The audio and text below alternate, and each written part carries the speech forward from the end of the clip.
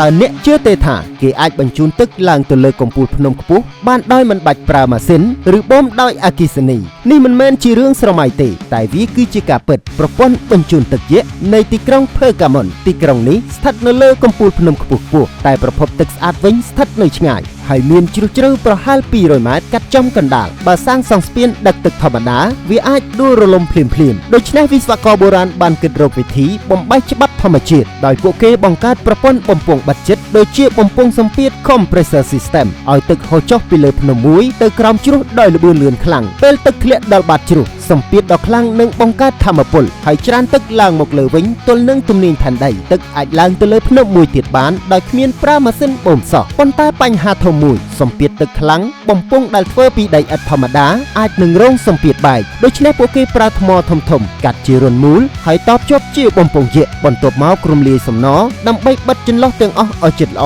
ចំណុចតបជាប់ត្រូវបានរចនាឲ្យកាន់តែរឹងមាំពេលសម្ពាធកាន់ឡើងខ្លាំងប្រព័ន្ធនេះអាចទ្រាំសម្ពាធរហូតដល់20 បារហើយក៏មានសន្ទះបញ្ចេញខ្យល់ដើម្បីការពារបំពង់មិនឲ្យផ្ទុះផងដែរលទ្ធផលចុងក្រោយបំពង់ថ្មប្រវែងជាង3 គីឡូម៉ែត្រត្រូវបានបង្កប់ក្រោមដីទឹកត្រូវបានបញ្ជូនឡើងទៅលើភ្នំរៀងរាល់ថ្ងៃដើម្បីផ្គត់ផ្គង់អាងទឹកនិងស្ថានងូតទឹករបស់ប្រជាជនគ្មានម៉ាស៊ីនគ្មានអគ្គិសនីមានតែទំនាញផែនដីបូកនឹងប្រាជ្ញារបស់មនុស្សតែប៉ុណ្ណោះនេះបង្ហាញថាមនុស្សបុរាណអាចគ្រប់គ្រងទិសដៅទឹកឲ្យហូរឡើងទៅទីខ្ពស់បានយ៉ាងល្អឥតខ្ចោះតើអ្នកគិតយ៉ាងដូចម្តេចចំពោះប្រាជ្ញារបស់មនុស្សបុរាណសរសេរមតិយោបល់របស់អ្នកនៅក្នុងខមមិនខាងក្រោម